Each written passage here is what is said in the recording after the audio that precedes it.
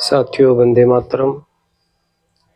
चाय की चर्चा के इस संग में आपका स्वागत है। साथियों, मैं गंगा सिंह बरवाल। आज का विषय यादों में कालागढ़ के नवीनतम भाग में आपका स्वागत है। साथियों, जैसे कि हमने पिछले वीडियो में भी बताया था आपको कि कालागढ़ से बेहतरीन अच्छी इंसानियत वाली जगह आज तक कहीं देखी नहीं गई। जो लोग रहे कालागढ़ में और बिछड़ गए, क्योंकि उस जमाने में संसाधन नहीं थे, ना ही लैपटॉप था, ना मोबाइल थे, टेलीफोन भी बहुत कम हुआ करते थे, वो भी सरकारी वायरलेस वगैरह होते थे। तो संपर्क पुराने साथी जो हमारे बिछड़ गए उनके लिए बड़ी यादें, बहुत बहुत यादें हैं हमारे दिलों में। कुछ तो मिल गए, खैर जीवन के आखिरी पड़ाव पर मिल गए, लेकिन कुछ लोगों का भी पता ही नहीं है कि कौन कहाँ है, किस साल में है। कुछ साथी जैसे मिल गए, उनमें जैसे मैंने बताया अनिल राव, जो 44 साल बाद मिला हमें। राजीव भटनागर से मुलाकात हुई है, अभी संजीव से नहीं हो पाई, लेकिन फोन पे बात हुई है हमारी। और कौशिक साहब हैं, एक हमारे मित्र, हमारे साथी थे वो भी। और बलराम, जिससे कि हम लोग मिले हैं, मैं और अनिल राव मिलने खुद दिल्ली गए थे। आपने पिछली वीडियो भी सुना होगा उनका। तो बागी के नाम मशहूर थे। तो यादें तो बहुत है साथियों, अनगिनत हैं, और ये सिलसिला चलता रहेगा। तो इसी के संबंध में मुझे एक आज बात याद आती है जो मैं आपको बताना चाहता हूँ साथियों, कि मैंने बताया था कि उस समय के कलाकार थे जो वहाँ रामलीला के डायरेक्टर भी होते थे, हम लोगों के गुरु भी थे। क्योंकि उस समय गुरु की ऐसी परंपरा नहीं थी कि साहब गुरु वो लिया जाए, लेकिन ये था कि गुरु का मतलब सिखाया, उन्होंने हमें बहुत कुछ सिखाया। नाटक में सिखाया, कैसे बोलना है सिखाया, कैसे संवाद करना है सिखाया। उनकी एक स्टोरी बताता हूँ साथियों। रामलीला चल रही थी, तो आपने देखा होगा कि जिस समय राम जी का विवाह होता है, धनुष तोड़ देते हैं, विवाह होता है, तो कालागढ़ में परंपरा थी कि जब विवाह होता है तो मतलब जो भी बारातियों को उसमें जो है भोजन परोसा जाता है। तो वहाँ ये परंपरा थी कि तरुणा मिष्ठान भंडार से, ये मानना पड़ेगा कि जब तक हमें याद है कि हम जब छोटे थे और लास्ट समय तक जब तक रामलीला रही, तो जो राम जी की जो मतलब शादी बारात निकलती थी, तो उसका भव्य आयोजन मतलब उनके यहाँ जरूर होता था, उनकी दुकान में। पूरी रामलीला के जो बाराती हैं, पूरे राम लक्ष्मण माता सीता सबके बुलाते थे, बड़े आदर भाव से वो लोग उनको नाश्ता कराते थे वहाँ पे। तो हमें भी याद है, बचपन था तो उसमें खाने का हमको बड़ा शौक था। चलो भाई, रामलीला में है, रोल हमारा, हमें तो बड़ी इज्जत के साथ साथ वो सबके पैर छूते थे, धोते थे, बड़ी मतलब उनके अंदर बड़ी भक्ति की भावना थी साथियों। तो उनके हम लोग ठहरते थे और मतलब कुछ समय, और नाश्ता पानी सभी लोग, मिठाई उठाई जो भी जिसको खाना है लगभग से भी उसको दिया जाता था, और बड़े अच्छे ढंग से उसके बाद फिर रामलीला की मतलब बारात निकलती थी उनके यहाँ रुकने के बाद। तो उस समय की बात है, मैं आपको बताऊं साथियों कि कलाकार की कला के बारे में बता रहा हूँ आपको, कि जब राम जी की बारात चल रही थी, बारात आ गई थी, और उसके बाद में चूंकि स्टेज में भी कुछ प्रोग्राम होता है, तो हम लोग बैठे हुए थे और सभी लोग जो है बारातियों को मतलब उनको खाना खिलाया जा रहा था। तभी हमने देखा कि कुछ भिखारी टाइप के लोग आ गए, भिखारी टाइप का आ गया एक बंदा, और सब लोग बड़ा अजीब ही किस्म का। तो सबने कहा यार ये स्टेज में चढ़ गया, इसे भगाओ यहाँ से, इस बंदे को भगाओ, ये स्टेज में क्यों चढ़ गया, ये कौन है, क्या है, क्या करके। अब अंदाजा आप ये लगाइए कि हमारे डायरेक्टर, अब ये कला की बात बता रहे हैं आपको, हमारे डायरेक्टर, हमारे गुरुजी, हम ही नहीं पहचान पाए। वो बाद में भैया इस प्रकार से उन्होंने एक्टिंग किया, अभिनय किया कि सब उनको कहने लगा इसे भगाओ, ये भिखारी कहाँ से आ गया, इसे भगाओ, इसे बाहर खिलाओ, ये खिलाओ, वो खिलाओ। बाद में पता चला ये तो भाई डायरेक्टर साहब है, हमारे वकील साहब हैं। तो ये अद्भुत कला, अब सोचिए साथियों, ये है अद्भुत कला का एक नमूना जो मैंने आपको उनकी विलक्षण प्रतिभा के बारे में बताया साथियों। और बहुत ही आदर प्यार से रहते थे, ये नहीं कि कोई डायरेक्टर है तो बहुत बड़ी बात है। एक और उदाहरण मैं देना चाहूंगा साथियों, तो जब वो आए काफ़ी मतलब कुछ महीने रहे वहाँ कालागढ़ में, तो उनका आवाज़ जो पुराना था वही उनको दे दिया गया था विभाग के द्वारा, सिंचाई विभाग के द्वारा।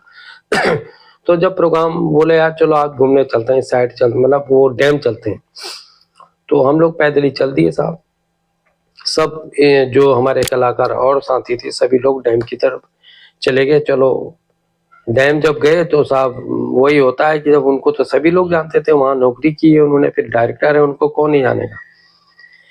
तो विभाग में उनकी बड़ी इज्जत, तो साहब उनकी इज्जत तो हमारी भी इज्जत।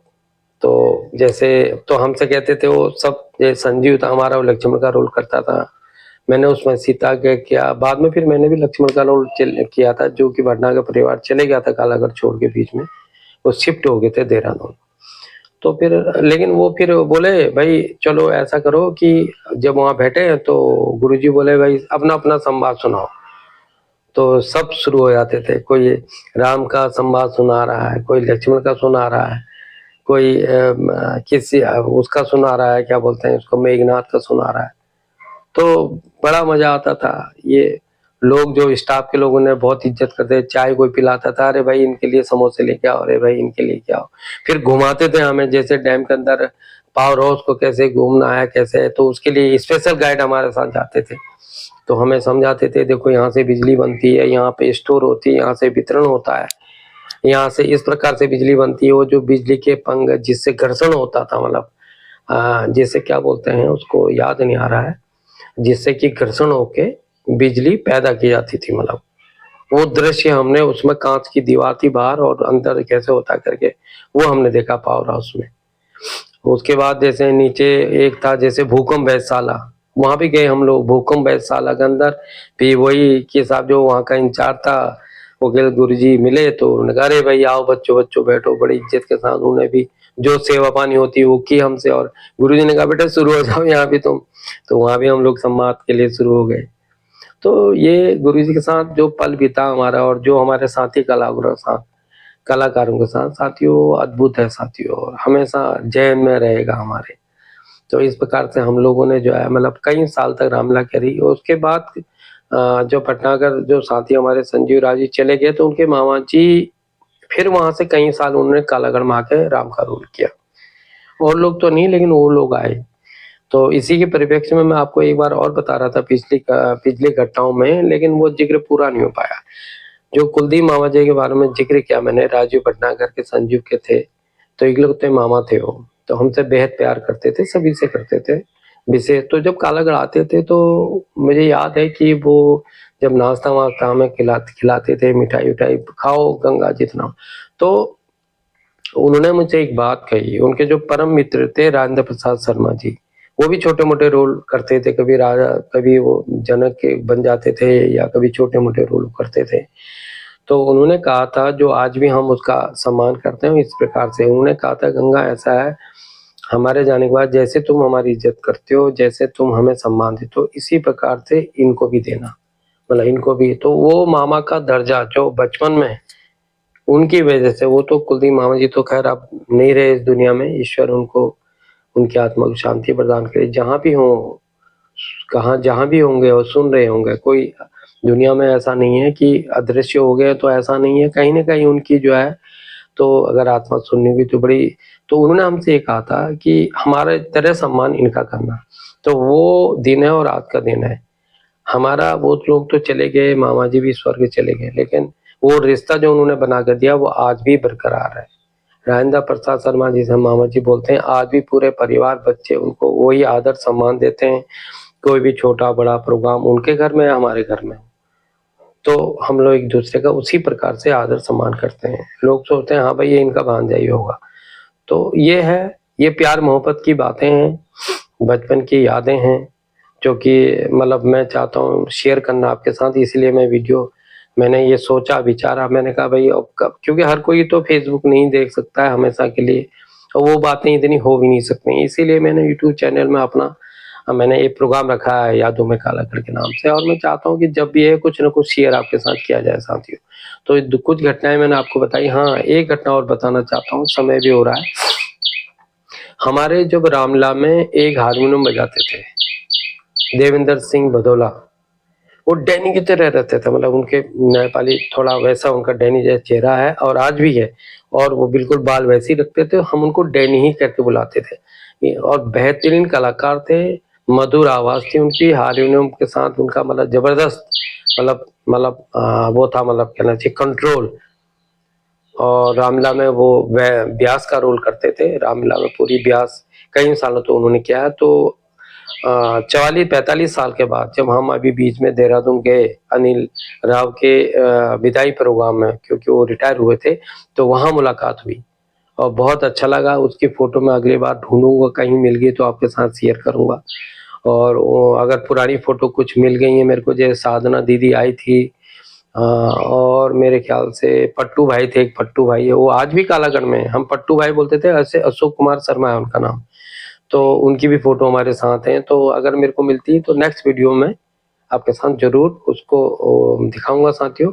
तो ये यादें हैं और ये यादें इसी प्रकार चलती रहेंगी साथियों, यादों का कारवां सतत आगे बढ़ता रहेगा। इसी के साथ आज के प्रोग्राम में इतना ही साथियों। जय हिंद, जय भारत, वंदे मातरम, भारत माता की जय साथियों।